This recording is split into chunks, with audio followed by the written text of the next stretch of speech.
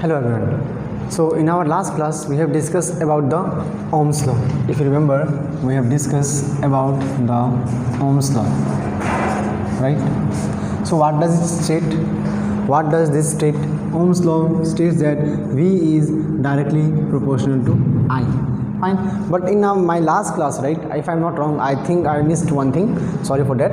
So V will be proportional to I at constant temperature and pressure. That thing I guess I forgot to mention. At constant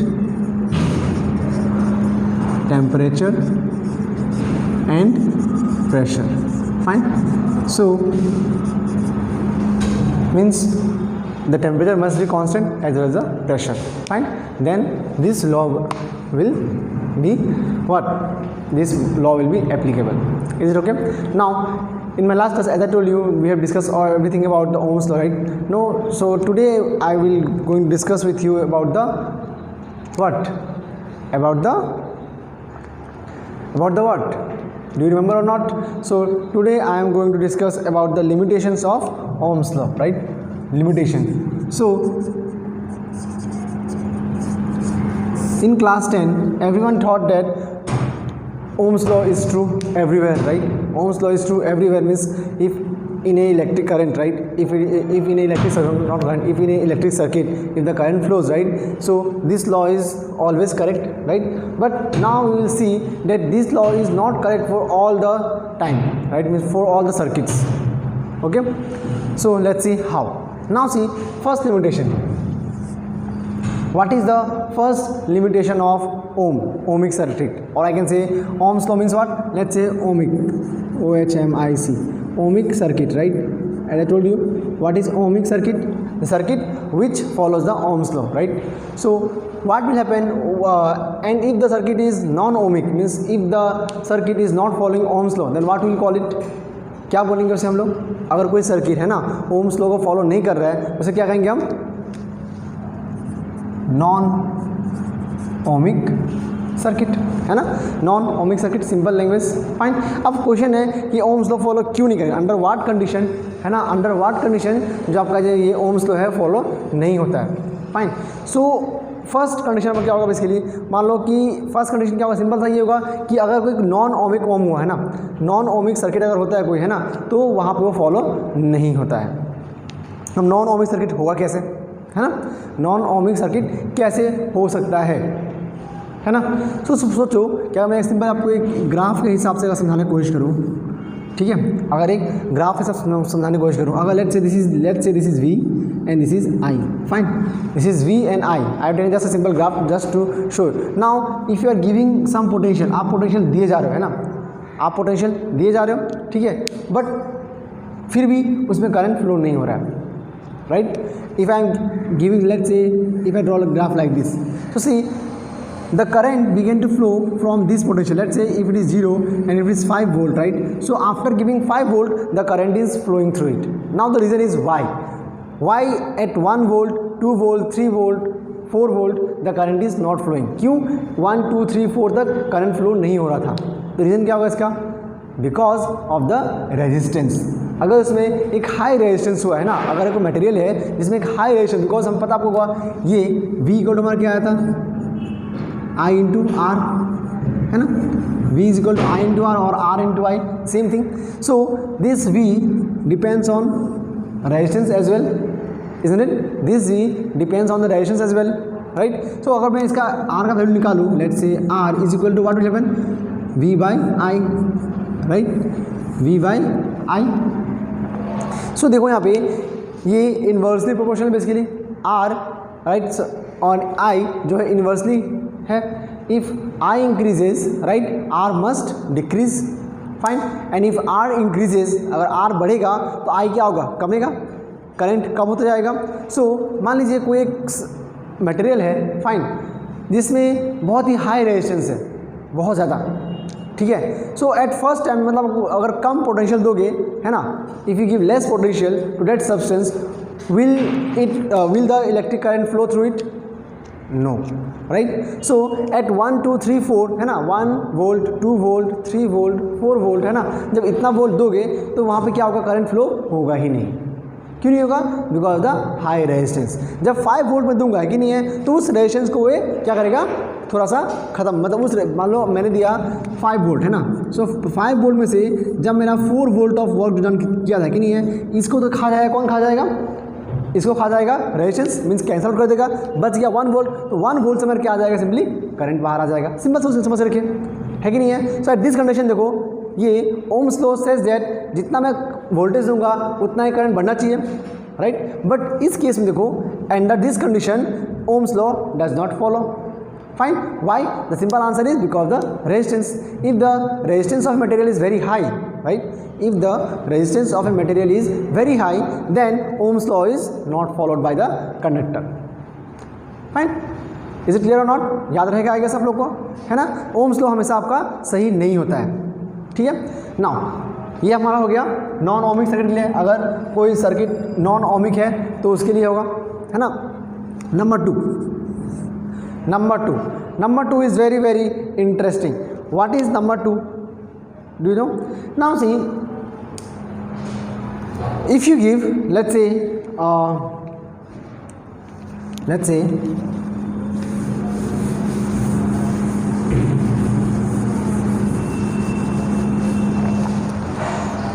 if I give more amount of voltage and a conductor, let's say a conductor have a high resistance in it, right? A conductor has a high resistance in it, fine. एक conductor मान लो कि ये बहुत ही ज़्यादा resistance है, लेकिन मैं फिर भी, अब मैंने जैसे कहा कि अगर ज़्यादा रेजिस्टेंस है तो मैं ज़्यादा वोल्टेज दूंगा, ऑब्वियसली, है ना? ज़्यादा रेजिस्टेंस है तो मैं ज़्यादा वोल्टेज दूंगा, fine. So if I give more voltage to it तो क्या होगा वहाँ पे, क्या होगा? सो अगर मान लो एक वायर है यहाँ पे, है ना, वायर है और यहाँ मतलब कि यहाँ पे बहुत सारा रेजिस्टेंस है, सपोज बहुत सारा रेजिस्टेंस है, मीन्स एरिया कम हो गया बेसिकली इसका, है ना? देखो रेजिस्टेंस मतलब let's say this are the resistances produce by the material, fine, these are the resistances produce by the material. Now अब if I do more give potential to this, right? If I give more potential, let's say this, right? If I give more potential to this circuit, what will happen?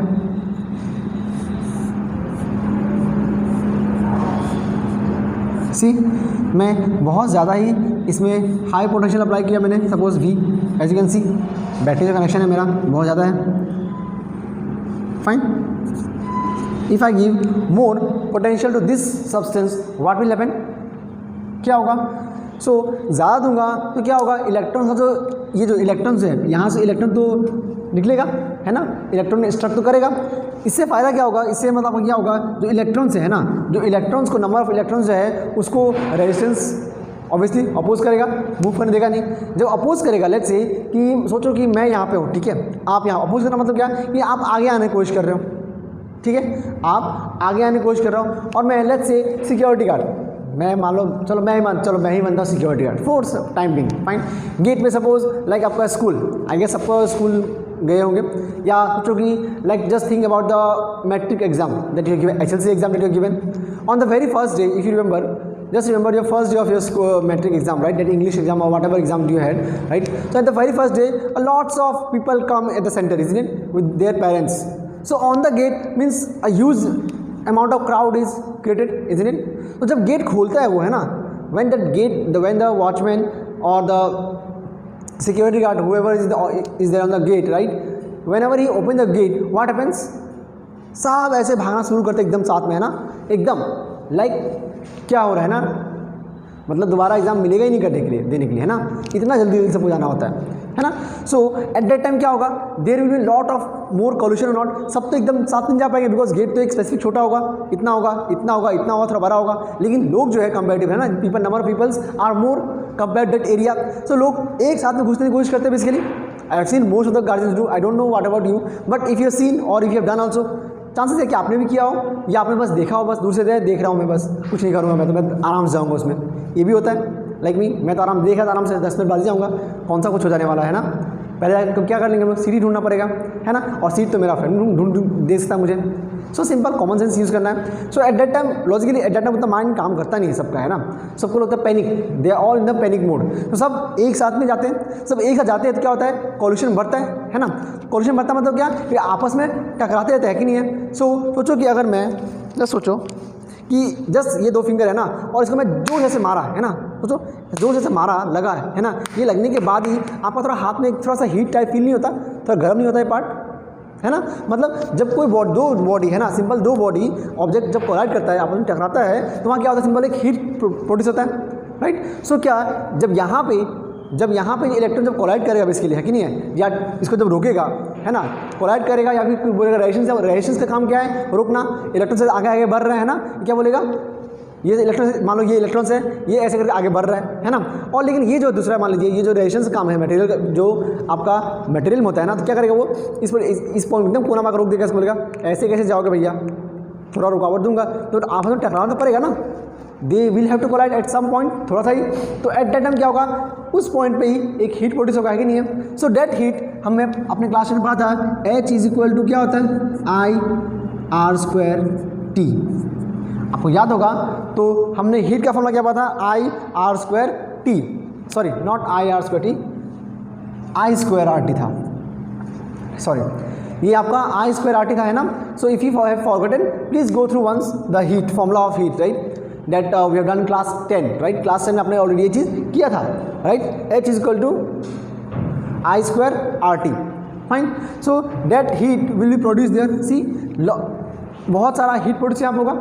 जब बहुत सारा heat produce होगा, है कि नहीं है, जब मान लो कि बहुत सारा हीट प्रोड्यूस होगा तो क्या होगा, सोचो, जब मान लो आपका एक बहुत सारा हीट प्रोड्यूस होता है तो क्या होगा, क्या होगा, सोचिए क्या होगा। जब बहुत सारा हीट प्रोड्यूस होगा तो मतलब हम कह सकते हैं, अगर यहाँ पे इतना हीट प्रोड्यूस अगर होता है हमारा, है कि नहीं है, तो हम कह सकते हैं यहाँ पे R जो होगा इंक्रीज होगा बेसिकली, फाइन। R क्या होगा, इंक्रीज होगा बेसिकली, डायरेक्टली प्रोपोर्शनल होगा बेसिकली इंक्रीज। या फिर मैं बोलूँ सिंपल, R रेजिस्टेंस होगा उसका ऑटोमेटिकली बढ़ जाएगा। मान लो किसी वॉचमैन ने मुझे रोका, सपोज, है ना, वॉचमैन सिर्फ मान लो एक इलेक्ट्रॉन को रोक रहा है, लेकिन एक इलेक्ट्रॉन के पीछे तो एक और है ना, है कि नहीं है। मान लो मैं ऐसे मूव कर रहा हूँ और मेरा स्पीड को मान के आप सपोज मेरे पीछे खड़े हो ना, तो आप भी वहाँ से मूव करने की कोशिश कर रहे हो, है ना। तो वॉचमैन ने मुझे थोड़ा सा धक्का जैसे दे दिया, इससे मान लो सपोज ऐसे रोक दिया ना, ए स्टॉप।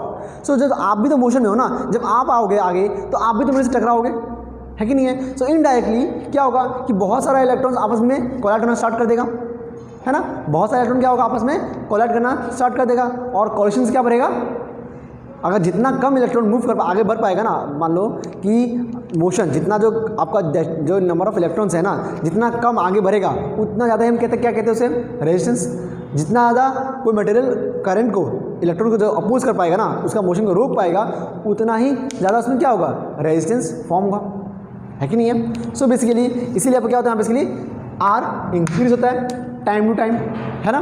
सो अगर मैं ऐसा ग्राफ ड्रॉ करूँ तो नॉर्मली हमारा ग्राफ क्या होता है, normally our graph is what, like this. For a, if I follow the Ohm's law, right, graph looks like this, isn't it? Graph look like this, but under this condition, right, but under this condition in which the resistance is very high, right, we get a graph like this. ये थोड़ा यहाँ से curve होता है, we get a curve line. Constantly तो आगे नहीं बढ़ पाएगा ना, राइट। मान लो इनिशियली लाइक जब मैंने 1 वोल्ट दिया तो मुझे 1 ampere of current, suppose 2 ampere of current मिला। जब मैंने 2 वोल्ट दिया तो मुझे 4 एम्पेयर ऑफ करंट मिला। जब मैंने 6 दिया, जब मैंने और ज़्यादा दिया, है कि नहीं है, जब मैंने 6 वोल्ट दिया, है ना, तो 6 वोल्ट देने के बाद क्या होगा कि और नंबर ऑफ इलेक्ट्रॉन जाएगा फास्ट, है ना। जब और नंबर ऑफ इलेक्ट्रॉन फास्ट जाने की कोशिश करेगा तो उसे रोकेगा तेजी से, तो एटलीस्ट मान लो 2-3 इलेक्ट्रॉन या फिर 10 इलेक्ट्रॉन तो रोक तो देगा वो। जब भी रोकेगा तो करंट में चेंजेस आ जाएगा, और करंट में चेंज आने का मतलब क्या, वो स्ट्रेट लाइन में नहीं जाएगा। लाइक ये क्या हो जाएगा, 5 हो जाएगा। देखो होना चाहिए यहाँ 6, है ना। व्हेन इफ आई अप्लाई, देखो if I apply 6 volt of potential, right, I must get here 6, isn't it. But instead, sorry यहाँ 6 होगा, यहाँ 3 होगा ना।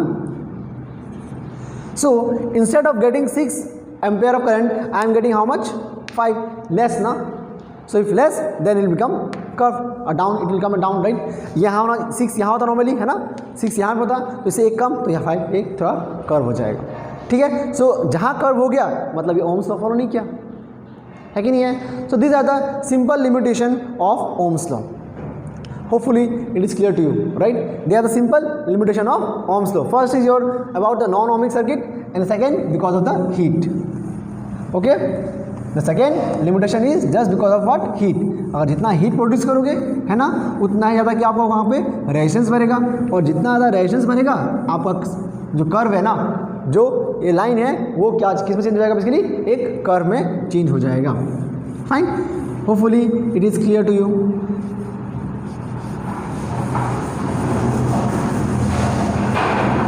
Now, next topic will be mobility.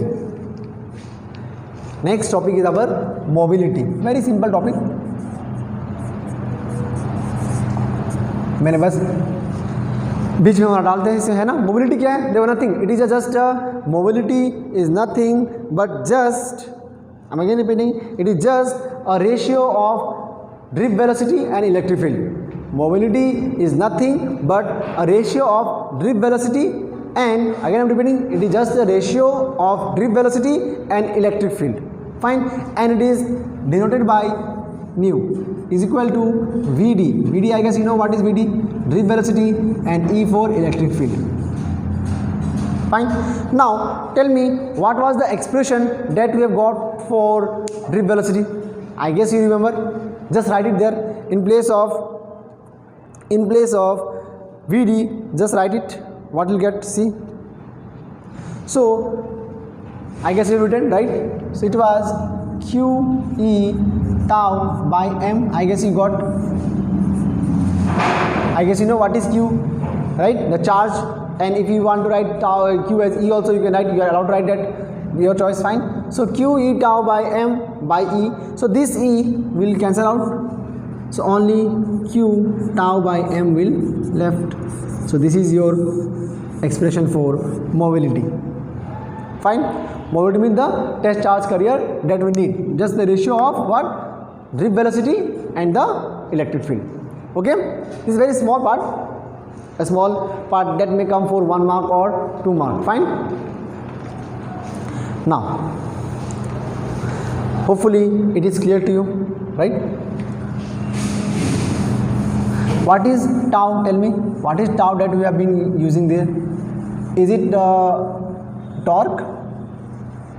Is tau represent here torque or what? Tell me. No. Tau was the what? Relaxation time. If you forget, if I forgotten, I am telling you, tau was the relaxation time. And what is the relaxation time? The time between two electrons, right? Means it is the time of the two electrons until they collide. Fine. मतलब मैं आसान भाषा में समझाओ, वो time है ना जब ये इलेक्ट्रॉन और ये इलेक्ट्रॉन जब तक जितना टाइम में कोलाइड करेगा ना, यहाँ पे यहाँ से यहाँ तक जाकर जब कोलाइड करेगा ना, देखो इस पॉइंट से इस पॉइंट तक आने के लिए टाइम लगेगा, है ना. और इस पॉइंट से इस पॉइंट आने के बाद क्या होगा, जैसे सपोज ये दो मान लो, ये इलेक्ट्रॉन ये यहाँ से उठ के ऐसे आएगा चलते हुए, कोलाइड किया, तो यहाँ से आने से यहाँ तक का आने का जो टाइम होता है ना, राइट, उसे कहते हैं हम relaxation time. Fine. Okay. Now we have not discussed about the very main concept. We have discussed about the Ohm's law. We have discussed about the limitation also, right? Now we have forgotten about one thing. हमने एक चीज़ भूल गए ना, जिसका characteristics के ऊपर बात करना बहुत ज़रूरी है ना. वो कौन है? बताइए कौन है? वो है रेजिस्टेंस. इस भाई साहब को तो नहीं भूल सकते आप, है ना. So see, now we will discuss about the properties of resistance. Fine. Properties of resistance, we will discuss what is the resistance, right? And it has a huge application. We will discuss one by one. Fine. So ये इसी के ऊपर हमारा थोड़ा सा लंबा कहानी चलेगा, ठीक है. मतलब थोड़ा सा विस्तार में बात करें, मैं वही शुद्ध हिंदी बोल तो विस्तार में बातें होंगी, है ना. Means we will talk in details about this resistance. Like हमारा half of the chapter is about resistance only, not half, 25%, right? So what is a resistance? You have already learned in class 10, right? So can anyone say? Can anyone say? So see, what is a resistance basically? It is a basically see it is a phenomena है ना, basically ये एक तरह का आपका process है ना जो फ्लो ऑफ चार्ज को रोकता है ना, मतलब मीन्स फ्लो ऑफ करंट को रेजिस्ट करता है. Fine. So if you need to write the definition, if you need to write the definition, one definition, so it is the property of a conductor. याद रखिएगा ये conductor का property है, ठीक है. बेसिकली रेजिस्टेंस जो है आपका एक कंडक्टर का ही प्रॉपर्टी है, ठीक है. मीन्स जो रेजिस्टेंस है कंडक्टर टू कंडक्टर वेरी करता है. जैसे मैं आपको very simple language let's say कि अगर मैं मेरे पे लेता हूँ है ना, तो देखो सहना रेजिस्टेंस मतलब क्या कि मैं कितना रोक सकता हूँ है ना. लाइक देखो मैं कितना पतला आदमी हूँ ना, स्केलेटन टाइप हूँ है ना, लेकिन आप लोग थोड़ा हेल्दी हो मेरे से जब कोई है ना. सो अब मैं बोलूँ कि सपोज मुझे किसी को रोकना है, ए रुक जा आगे नहीं बढ़ना, ठीक है. सो एक मैं खड़ा हूँ और एक यहाँ मेरे से थोड़ा हेल्दी पर्सन खड़ा है ना. सो अब मुझे अगर रोकना है किसी को है ना, तो ज़्यादा अच्छे से कौन रोक पाएगा, मीन्स मोर पावरफुल, वो पावर से कौन रोक पाएगा, मैं न वो मेरा साइड वाला पर्सन. ऑब्वियसली साइड वाला पर्सन है कि नहीं है, बिकॉज उसका ज़्यादा पावर है तो वो आराम से ज़्यादा फोर्स अप्लाई कर पाएगा, बोले रुक जा है ना. सो ये देखो ये पर्सन टू पर्सन वेरी करेगा, राइट. मैं एक अलग रेजिस्टेंस दूंगा, मेरे अंदर एक अलग रेजिस्टेंस होगा, आपके अंदर अलग है ना, सबके अंदर अलग अलग है. तो इसीलिए सिमिलरली मेटल्स अलग अलग कंडक्टर का अलग अलग रेजिस्टेंस होता है. तो सही भी डिफाइन करते हैं कि नहीं, हम क्या बोलते हैं, it is the property of a conductor. Fine. It is the property of a conductor due to which, fine, it is the property of a conductor due to which it resists the flow of current, due to which it resists the flow of current. ठीक है, clear or not? Fine.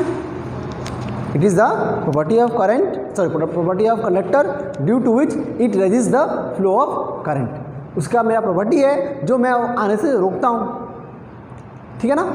आया बात समझ नहीं आया, clear I guess. समझ आपको resistance है क्या, तो जो रेजिस्टेंस आपके अंदर का एक प्रॉपर्टी है कि नहीं. मान लो कि अगर मैं आपको एक और एग्जांपल दूँ समझाने के लिए अच्छे से है ना. सोचो कि कुछ लोगों को फ्रेंडशिप करना बहुत अच्छा लगता है और कुछ लोगों को एकदम अच्छा नहीं लगता. वो लोग कहते हैं नहीं रुक जाओ, 2 फ्रेंड है बहुत है मेरा, अब नहीं चाहिए मुझे और, है ना. कुछ लोग क्या बोलते हैं, अरे आ जाओ 10 होंगे 15 होंगे मज़ा आएगा, है ना. फाइन. सो जब जो बोलते 10-15 होगा मतलब क्या उसका अंदर रेजिस्टेंस कम है, वो लोग ज़्यादा फोर्स अप्लाई नहीं करते है ना. जाओ भाई जाओ, आओ, कोई दिक्कत नहीं है, कोई फ़र्क नहीं पड़ता. लेकिन कुछ लोगों को क्या होता है, क्या बोलते हैं, नहीं नहीं नहीं सिर्फ 2 फ्रेंड बनाना है मुझे, 3 बनाना है, 3 के बाहर सॉरी भैया I don't have time. Because friends means what, friends का मतलब क्या है, टाइम देना उसको, है कि नहीं है. सो बहुत आप लोगों में से होगा जो बोलते हैं नहीं 3 है फ्रेंड काफ़ी है, 4 है काफ़ी है, मतलब आपके अंदर काफ़ी ज़्यादा रेजिस्टेंस है. और जब बहुत मैंने ऐसा भी देखा है, बहुत तो बोलते हैं कि एक ही फ्रेंड चाहिए मुझे, है ना, बाकी को लोग फ्रेंड बने देते ही नहीं, मतलब घुलते ही नहीं क्लास में, है ना. Right. Means there must be 1 person or 2 person who rarely talk to everyone, right, or talk to like 5-6 people. Means there will be in your class of I am sure about that, there will be at least 1 person who talks very less, isn't it. So that person have a high resistance, right. Means he or she will not allow the other person to come and do friendship or to talk with them. Fine. So that is nothing but the property. This is your property, right. So similarly this is the property of the conductor, right, which resists the flow of current. Fine. Clear. Now if I talk mathematically, so mathematically we have already discussed from Ohm's law we will get V is equal to IR, right. So R equal to what, V by I. You will get R is equal to V by I. Now the expression we have got, right. Now from this equation we can again write one definition, like resistance is the ratio of potential applied in a circuit to the current flowing in a circuit. Fine. ये भी होता है, लेकिन normally we don't write this definition, है ना, accept जल्दी लोग करते ही नहीं है, क्या करें, है ना, उपाय नहीं है.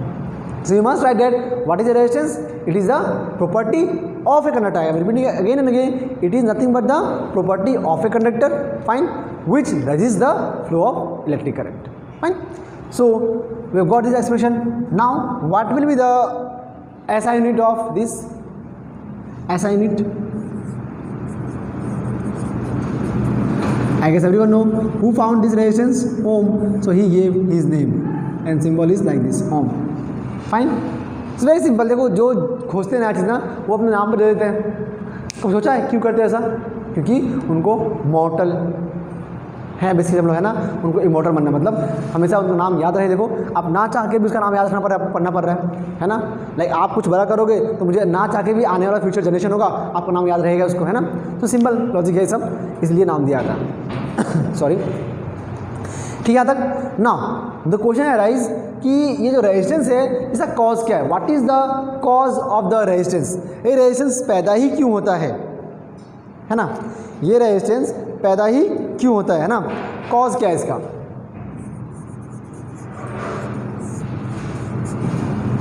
इसका कॉज क्या है? देखो इसका कॉज समझने के लिए आपको फिर से स्कूल जाना पड़ेगा। बहुत सिंपल कॉज है इसका, देखो बहुत सिंपल कॉज है इसका। अब देखो कि लाइक आप सबने आई गेस असेंबली ग्राउंड देखा होगा अपना स्कूल का, hopefully everyone has seen your assembly ground. And what do you do there in assembly ground? You make a line there, right? You make a line. So while making line, right, there are some who directly go and make line means a straight, no disturbance. But there are some who used to push here and there, right? ए उधर जाओ, ए इधर जाओ। Normal thing किया होगा life में, है ना, कि नहीं किया है? नहीं किया है means you must be very serious, but I have done, right? Normally हम लोग करते हैं कि नहीं है? Like if I need to move in a line, because हमें कभी कभी बोलता ना go in a line in the class, right? Just think that when you are asked to go in a line in the class, right, what happens when you go means at the same velocity each and every person go, right? In the same velocity each and every student have to go, right? But there are some, right? There are some in the class, right? What they do? They used to move faster, right? Or they used to intentionally collide with each other, है ना? मैं चल रहा हूँ आगे से थोड़ा fast चल गया, ए आगे जाओ ना, like this you do, right? So when the electrons will flow in a conductor, what will happen? There may be the possibility that the electrons may collide with each other, right? There is a possibility that these two electrons may collide each other at one point of time, or this electron may collide with the conductor, with the wall of the conductor. जो conductor का wall होगा उससे collide कर सकता है ना। Like अगर मैं यहीं पे हूँ ना, चांसेस है कि मेरा जो बॉडी है ना ये इससे ऐसा लगता रहे ऐसे करके बोर्ड से ना। लाइक मैं लिखता हूँ यहाँ पे when I write there, right, so my this part है ना टचेज दिस बोर्ड, होता है ना जेन्युइन थिंग्स है, this are genuine things, right? So when this happens, right, जब यहाँ पे कोलाइड होता है ना तो क्या होगा, उसका जो मोशन है क्या हो जाएगा, वो स्लो हो जाएगा, क्योंकि एनर्जी लूज करेगा। पोल्यूशन होते ही एनर्जी लूज करेगा इलेक्ट्रॉन्स, और एनर्जी लूज करते ही क्या होगा, उसका मोशन स्लो होगा। मोशन स्लो होते क्या होगा, फ्लो ऑफ करंट कम हो जाएगा। फॉलो करो आ रहा बस में ना, ठीक है ना, पक्का श्योर? आपको और अच्छे समझ में दिखाता हूँ। आई इक्वल टू क्या था, I is equal to Q by T, ये था। If I am not wrong, I equal to Q by T था, है ना। सो देखो जब कोलाइड होगा, like when the two electrons और when the two person are colliding each other, right, so class में पहुंचने में टाइम होगा। नॉर्मली मान लो आपको क्लास में पहुंचने में लगता है 2 minute, let's say, but if there is a collision of between the students, right, like 2-3 लोग का स्टूडेंट कोलाइड हो गया, कि क्या होगा, ए क्यों धक्का मारा, ए go slow, this kind of things comes not. मतलब ये सब बातें करने में क्या होता है, हम लोग बेसिकली टाइम वेस्ट करते हैं ना। लाइक नॉर्मली अगर हम 2 मिनट पहुँचे पहले, लाइट से 120 सेकंड लग रहा था मुझे पहुँचने में ना, अब कितना सेकंड लगेगा, मिनिमम 125 सेकंड लगेगा।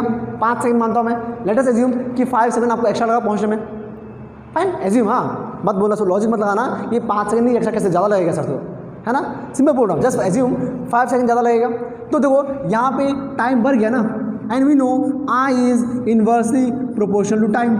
जितना ज़्यादा टाइम लगेगा उतना ही कम क्या होगा, करंट होगा, इलेक्ट्रिक करंट क्या होगा, उतना ही कम होगा। देखो टाइम बढ़ रहा है तो आई क्या होगा, कम होगा, और आई कम हो रहा है मतलब क्या हो रहा है, रेजिस्टेंस आ गया, वहाँ पे रेजिस्टेंस इंक्रीज हो गया, आया कि ऊपर से क्या सब कुछ, होपफुली माथा में आ गया वो चीज़ें। देखो ये चीज़ें थोड़ा सा समझना पड़ता ठीक से, है ना। And this question are basically asked in vivas exam, जब लोगों का वाइवा एग्जाम होगा ना बोर्ड का, that time you know this very simple question they ask and you fail to answer that questions. ऐसे बोलते सर वाइवा खराब हो गया, यानी वाइवा खराब हो गया मतलब एग्जाम खराब, प्रैक्टिकल गया, सिंपल होता है, प्रैक्टिकल का कोई मतलब नहीं बनेगा फिर, fine. So this are very simple basic concept, you must clear this things, fine. So ये हमारा ऐसा होगा कॉज, फाइन। सो कॉज क्या होगा, due to the collision, right, due to the collision among the electrons, right, due to the collision among the electrons. So if there is a collision among the electrons, what will happen, if there is a collision among the electrons what will happen, the time taken by the electrons to reach its destination. अगर मुझे class जाना है ना तो class पहुंचने में मेरा time क्या लगेगा, ज़्यादा लगेगा, है ना। और अगर टाइम ज़्यादा लग गया मतलब क्या होगा, वहाँ पे करंट क्या होगा, कम हो जाएगा। और अगर करंट कम हो गया मतलब रेजिस्टेंस क्या है, ज़्यादा है। कॉमन सेंस, क्लियर नॉट, पक्का, ओके। सो होपफुली क्लियर होगा। And one thing I must tell you, some time you might feel that I am going very fast ना, ऐसा होता है, you know, in a flow. I also sometime मैं भी कभी flow बहुत आगे चला जाता है ना।